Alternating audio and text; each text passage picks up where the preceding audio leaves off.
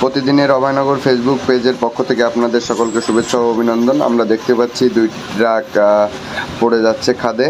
এটি আর কোথাও নয়, এটি হচ্ছে যশোরের অভয়নগরের যশোর খুলনা মহাসড়কের রোমান জুট মিল সংলগ্ন মহাসড়কে।